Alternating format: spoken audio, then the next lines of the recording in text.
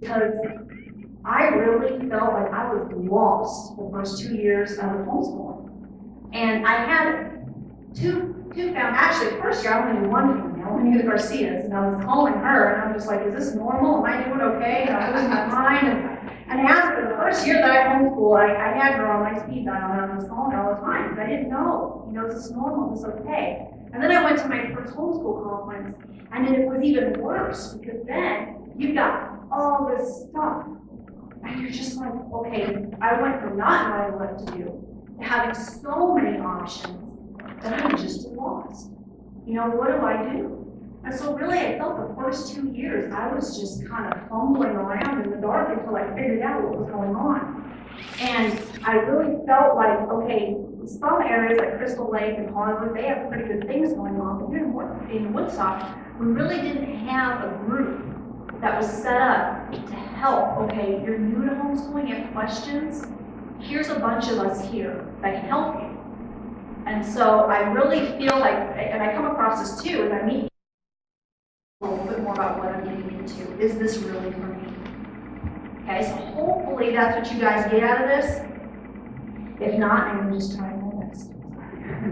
Okay, so what we're going to cover here, can you go to the next slide, is basically the learning styles, the main learning styles, because what I found really is what it boiled down to was how, and at that time I just had my son Tyler, how did Tyler learn? That's really what it boiled down to. How did he learn? Because from that, there's a thing in red. Because from that, I could find what curriculums would work for him. And then, based on his learning style and what curriculums I chose, I could schedule things. I could schedule things and I could have a life. I wasn't going to be with a chalkboard in my house, sitting there writing everything out, from 8 to 3 or whatever the hours of school are now. It wasn't going to be like that. It actually freed me up. I could schedule my own things the way I wanted to. And Tyler's schoolwork could be scheduled around that. Okay, so I didn't see it as I was going to be a slave to homeschooling anymore. Okay, move to the next one. So we're going to jump right in. Auditory learners. Okay, there's three learning styles. Okay, I'm sure you guys have heard of this before, but I really want you to stop as we're talking about this and think. Does this apply to any of my kids? Do they fit into this category? Because if you can do that, it will really help you in what curriculum you have to do schedule. Auditory learner, listening, being read to, talking, and any verbal associations. They're able to really assimilate and remember information by listening and talking about what they just learned. Okay, that's really how they get the information in there, and they remember it and they can apply it. They really tend to have an appreciation for music and storytelling. They may do better with oral quizzes and recitation, obviously, because you're going to be asking them questions, you're going to be asking them to describe things. They really like that. It's not that they just like to hear themselves talk, it's that that's how they learn, and that's how they remember what it is they learn. Okay, so auditory learner. Okay, next one. Visual learner. Reading, note-taking, illustrations, and pictures.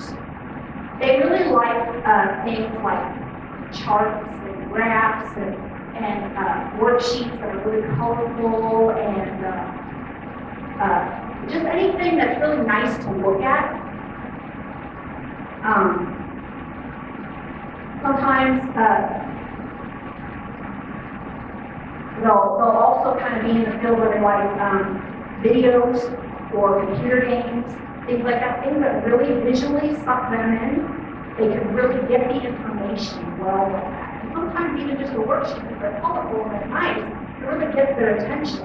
And they really actually grasp the information on the page better and really think that they'd be distracted by the little comics or the little doodly thing. It actually makes it more fun for them. They want to learn it, they want to remember it, they want to do it. Okay, so that's the visual learning. Next. Kinesthetic learning. Hands-on, fidgety, touchy, and always moving. Activity is a very important part of these energetic learners. They need a lot of hands-on activities, things that they can touch and do, and they need to burn off energy. Frankly, these are the kids that get ADHD. They're the ones. They cannot sit still.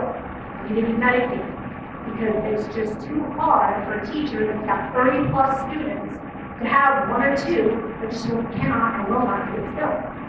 Okay, and sometimes it's not a disciplinary issue, it's just that they are very energetic. I'm going to do something. I'm going to do something already. I can't just sit here. Okay? My son was this way. Still is. He cannot sit still for more than 20 minutes to save his life. Okay?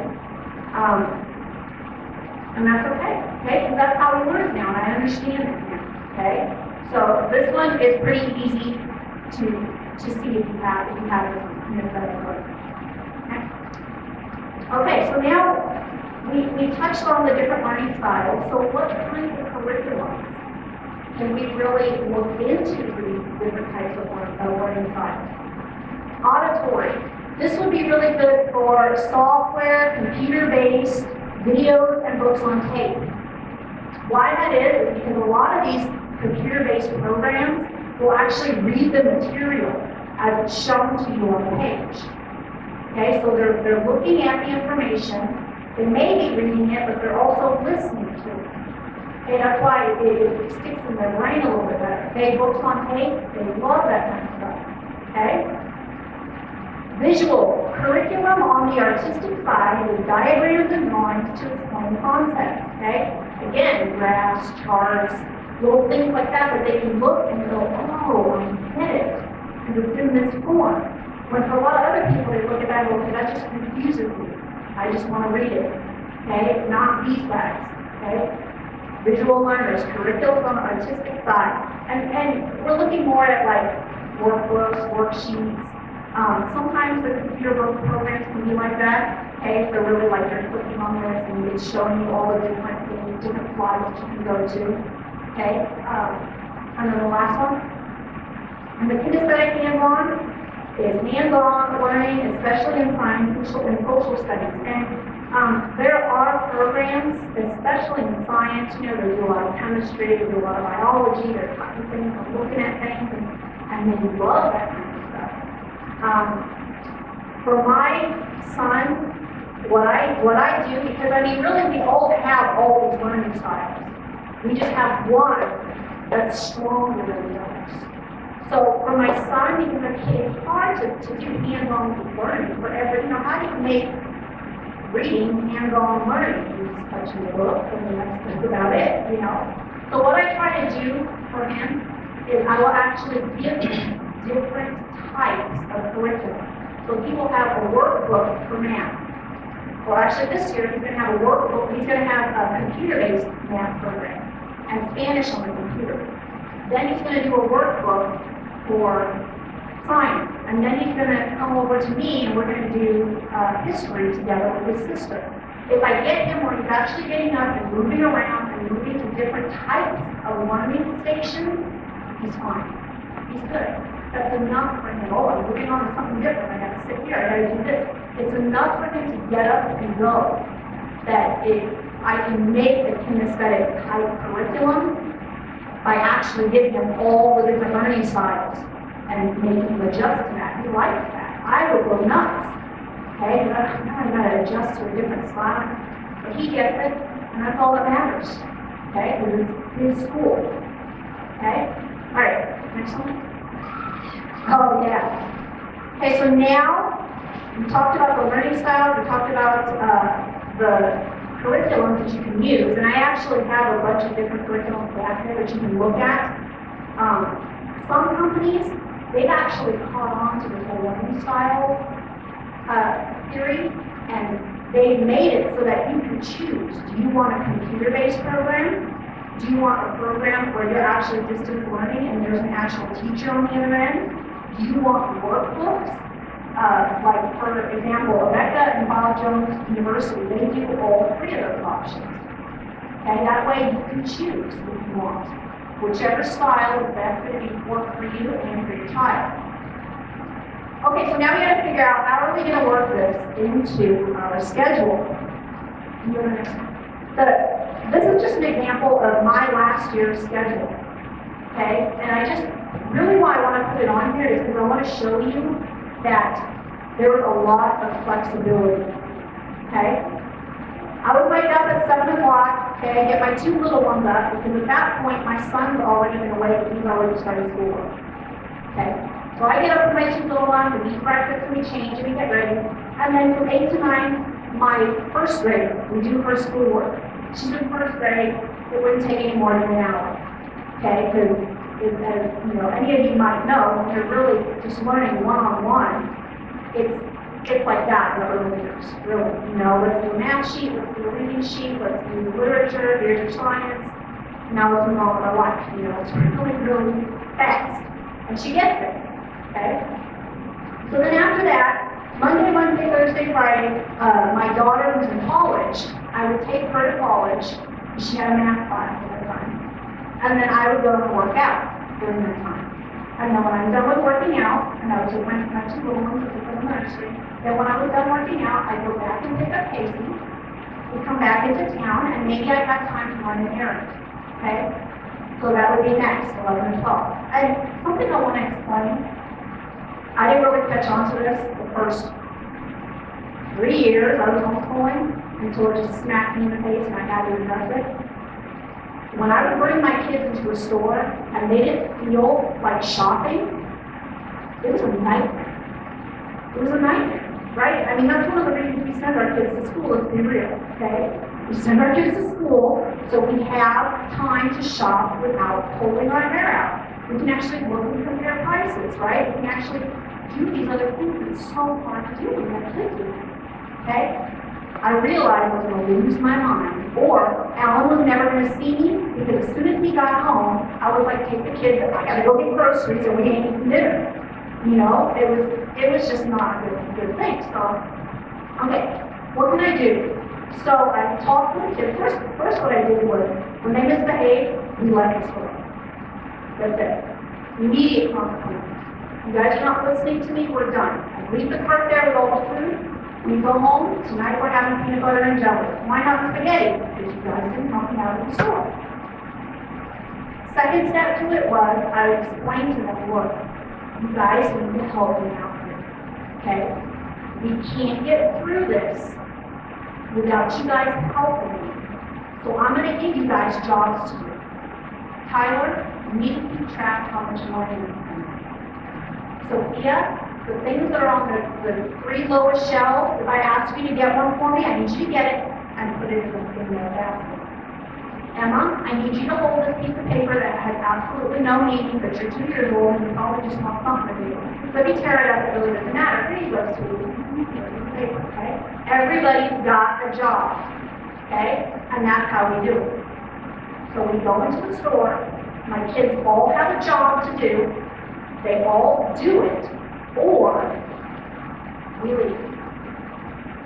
Okay.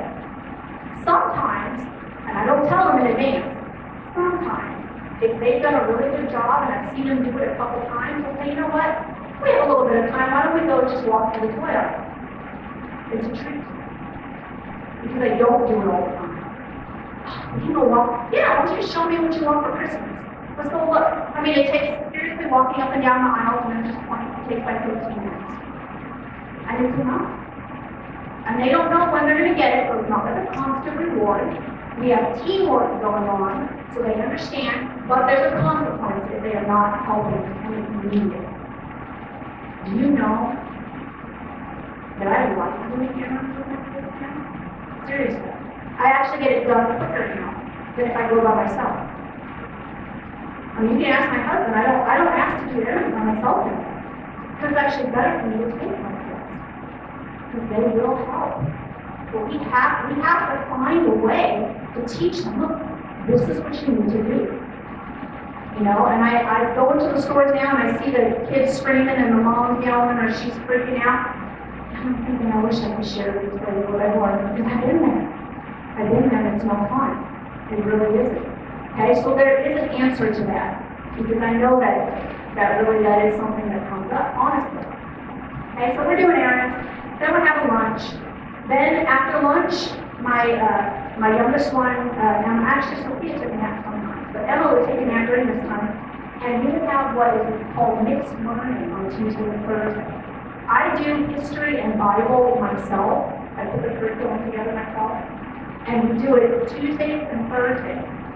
Now, the reason we don't do it Monday, Tuesday, Wednesday, Thursday, Friday is because my kids, I learned this the first year, when we would do history and Bible together, we actually wanted to sit there and ask questions, talk about it, and what's this, and why did Cleopatra do that, and what's the deal with this, and then, and 2 hours would pass, which is fine.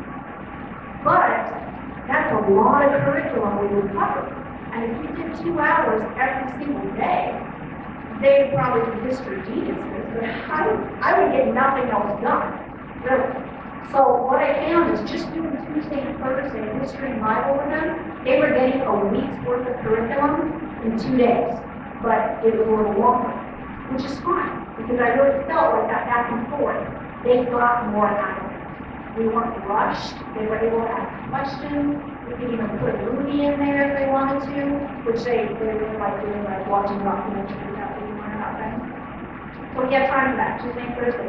That leaves Monday, Wednesday, Friday that I would do scrapbooking, cleaning the house, whatever.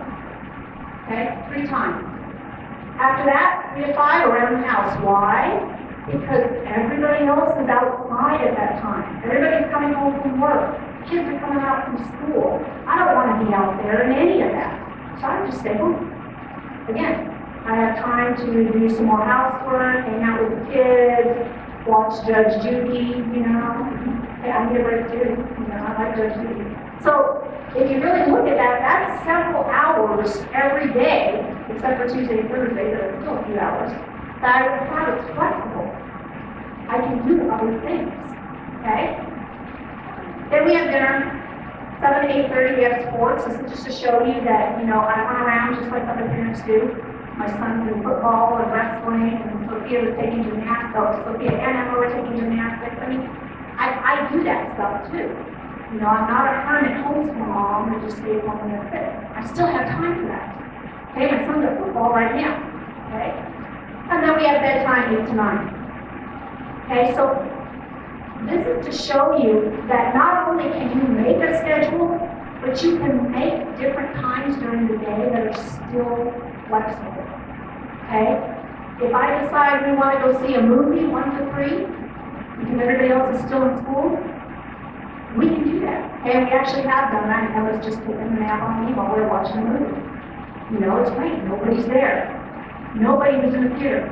We've done that several times. Went to the 3D in the Regal Cinema, or the big one in Crystal Lake in the 3D theater, and that place is like jam-packed all the time. Nobody there. If you go there today. Nobody. It's great. Okay? This is really just to show you, the different ways that you can. And next year, Sophia's schoolwork is probably going to go up maybe 30 minutes. Okay. That's still going to give you a lot of time to do other things. Okay? Okay, these are some resources. Homeschool Legal Defense, if you guys don't know about this group, I would definitely recommend that you go online and check them out. Not only does their website give you so many resources and links, but if you decide to get into homeschooling, I would really recommend becoming a member. This is an organization of lawyers that represents homeschoolers across the country. They will update you when there is litigation, laws, anything having to do with homeschooling that may affect our rights in homeschooling. And they will let you know what they are doing about it. Okay? Because I know some of you may think, well, why is the government going to mess with homeschooling? Well, they don't think that we're qualified enough to pick our own health care. What makes you think that they would be more qualified to teach our own kids? So we really need to support groups like this that are working to make sure that something doesn't slip in one of those bills. It's got, you know, tons of other little tags attached to it. Something about homeschool. Okay? And then the next one is the Rainbow Resource. I order from a lot of different places for my curriculum. But Rainbow Resource, this is their catalog right here. Okay? They have just about every type of curriculum. I think I've only come across 2 curriculums that they don't have. And it's one of those companies that they won't give their stuff out to anybody else or they won't do anything to them. But everybody else, Rainbow Resource will have it.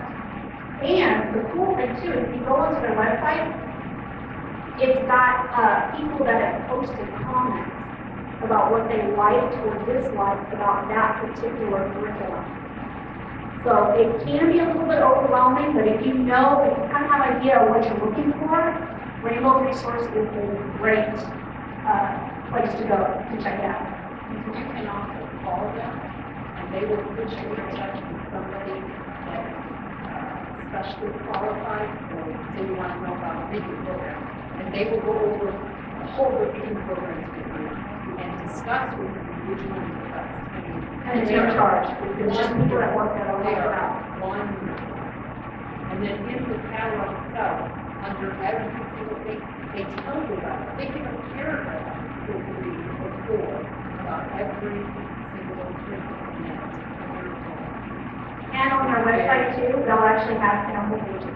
Yeah. So it's like you're flipping through the book, so you can actually look through it and see what's inside each book.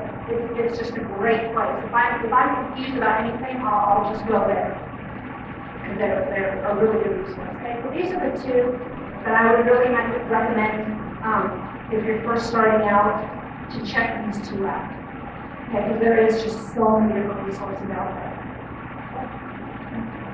Okay, then I like this kind of tradition that we started of ending with some Bible quotes, because this really, at least for our family, is at the core of why we homeschool.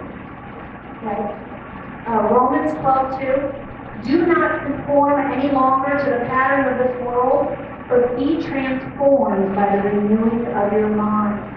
And why this really speaks to us is it's really hard not to conform to the pattern of the world when we are educated by the world. I mean, how can we do that? It's so hard. Okay?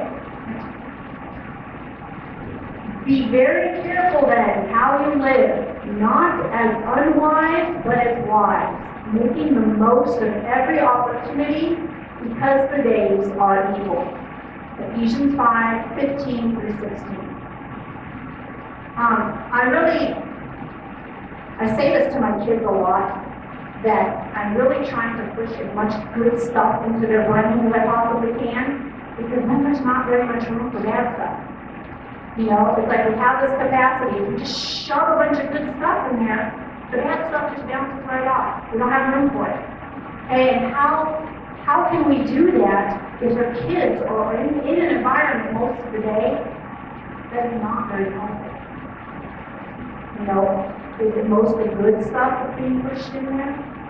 I mean, is it even half and half, and are you okay with that? Okay?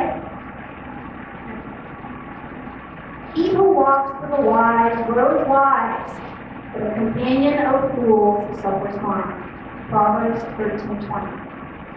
And really, I mean, would I rather have my kids mostly in the company of peers their own age, or in the company of a godly family who is really trying to grow and grow and grow? Which one would I rather have? I really point to this one sometimes when I'm thinking, maybe they could just use 1 year of school. No, maybe a little bit, I'm thinking, no, even just 1 year. Even just 1 year every day. There's going to be so much time in a different environment in a little bit of time that they're going to have with me. And it will make a difference. Okay. I think that's it. Oh, that's it. Okay.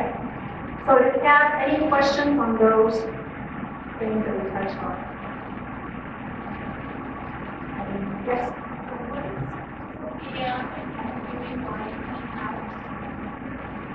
If it's in the afternoon, then Emma would be sleeping.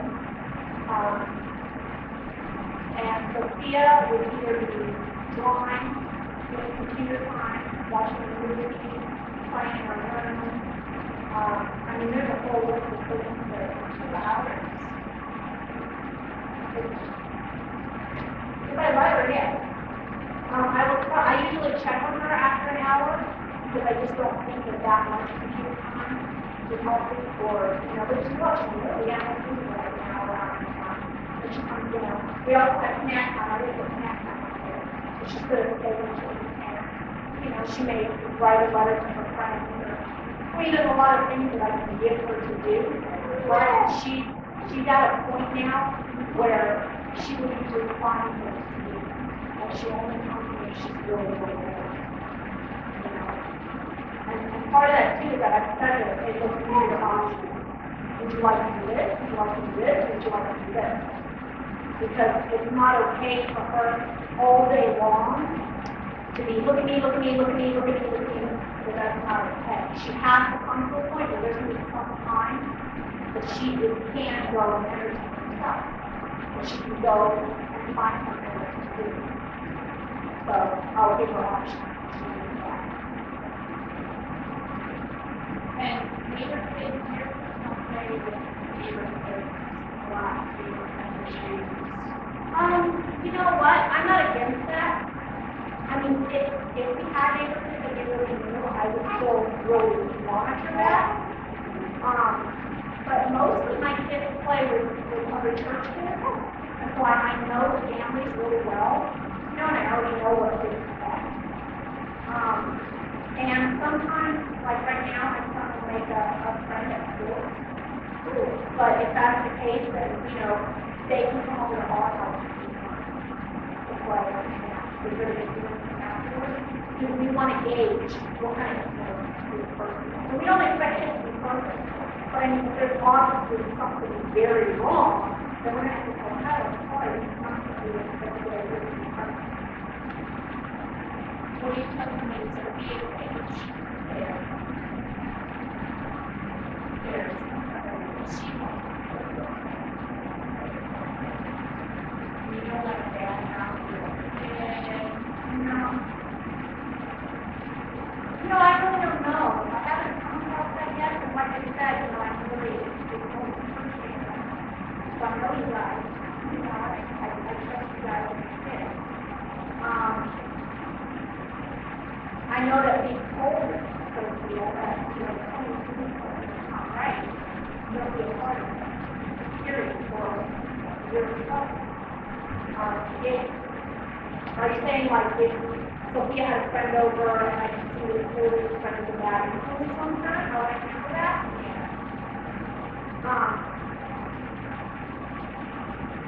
Sophia days, I may say something to mom. I know that's possible. But I mean, at the same time, I try to do the best in people. And part of me would first say, maybe the mom didn't know. Maybe it would make a difference. Now, if the mom was totally shut down, not receptive, yeah, we would just have to go to the I mean, it is what it is. My husband and I really don't believe in sugarcoating things.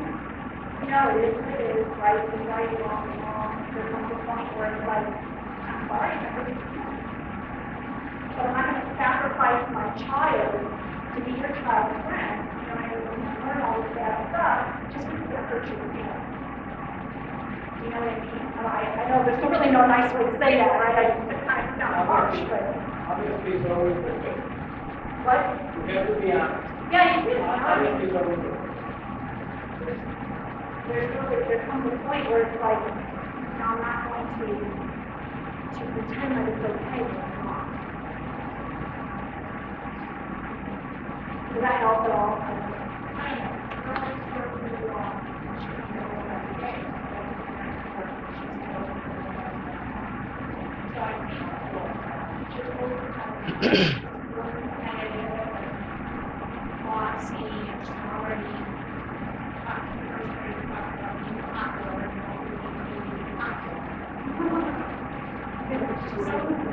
Is this at your house? Yeah, next door. Is this taking place at your home? In your home? Well, then she wants to go, they play at my house. And If something like that happens in our home, we just explain to the child that that's not okay here. We don't do that. And if it continues, you won't be able to play. Have you talked to grandma and grandpa?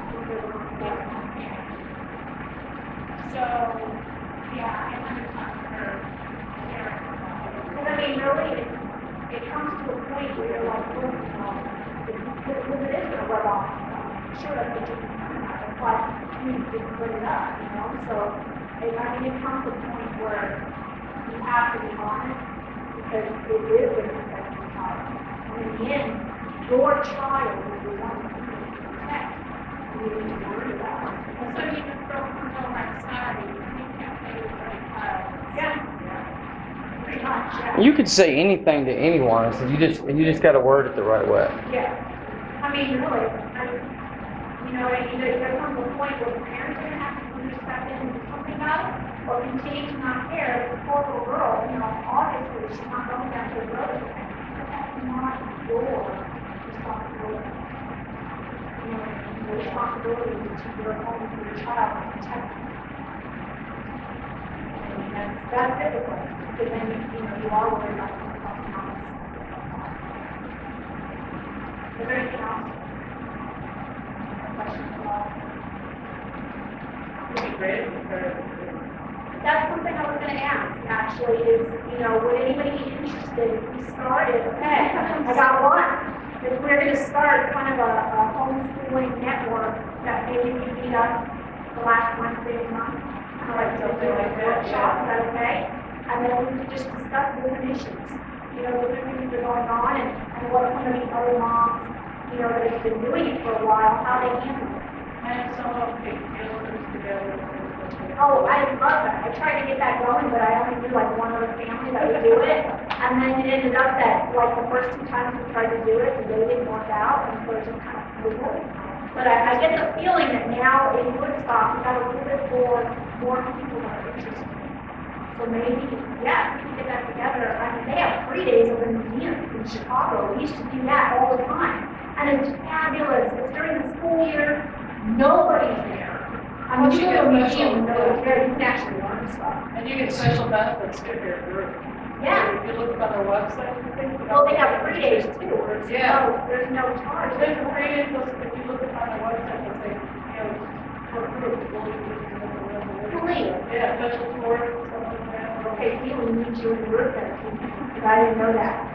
Okay, so. That was on website, or something cool to do in the field, because I feel about that. Yeah, that's great. I mean, that really is great. And once we started doing that, you haven't been to a museum until you go on a weekday and everybody else is gone. Oh, yeah. Really, it's a whole different experience. Then you go into the agenda too, that makes a big difference. Right, there's something very specific, it really adds to your learning experience. Really good. So yeah, what we'll do is I'm gonna talk to Kiki Martinez, but I think she's interested in that too, and we'll see about maybe putting together one that we can meet consistently once a month and set field trips or we can deal with issues or whatever. Yeah, that'd be good. Okay, cool. Anything else?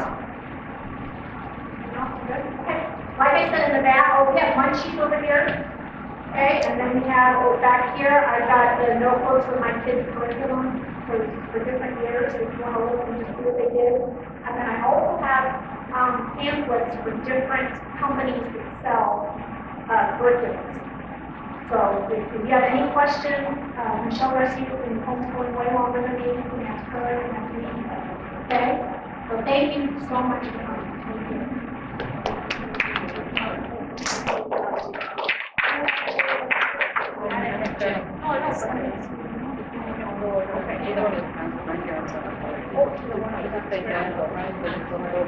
That's what my dad used to be when we were